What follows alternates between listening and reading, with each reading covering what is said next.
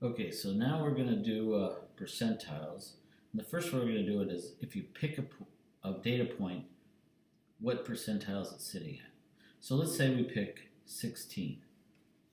Now the formula that we're going to use is given by percentile equals number of data points below x plus 0.5 over the total, which is n times 100.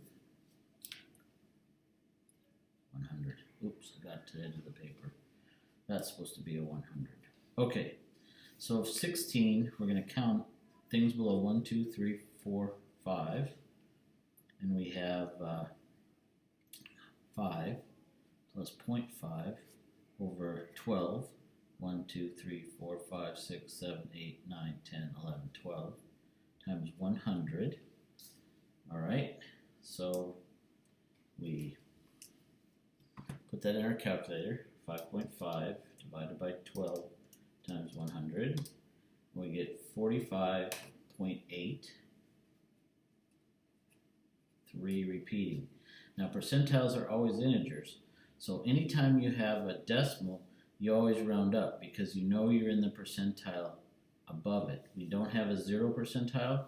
So if I had, for example, a 0.5 for an answer here, it would have to go into the first box, which would be the first percentile. So we always round up. So this means that our 16 is at the 46th percentile. Okay? Now the next way we're going to do it is cutoffs, like the median. If you remember, we did the median and that cuts it into two groups of different sizes. Well, we're going to do the same thing here. So we're going to find cutoffs. Now the formula that we use is the same as we did before. It's counting. So you take the percentile you're looking for, divided by 100, times the number of data points. Now there's two options. If it's an integer, all right, then you count to C, whatever it is, and then one more. You add them together and you divide by 2, and that's your answer. Now if it's not an integer, then you round up. If you remember, this is our symbol for rounding up.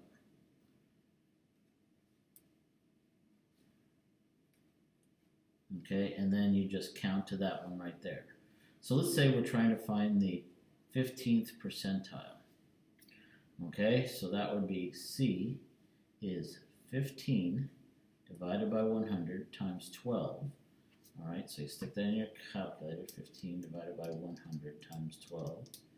And you get 1.8, which is obviously not an integer.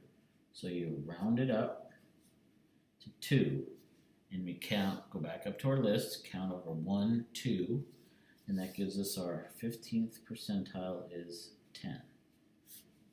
Now there's something weird, and that's because there's not 100 data points, so sometimes these have to take the place of several of these.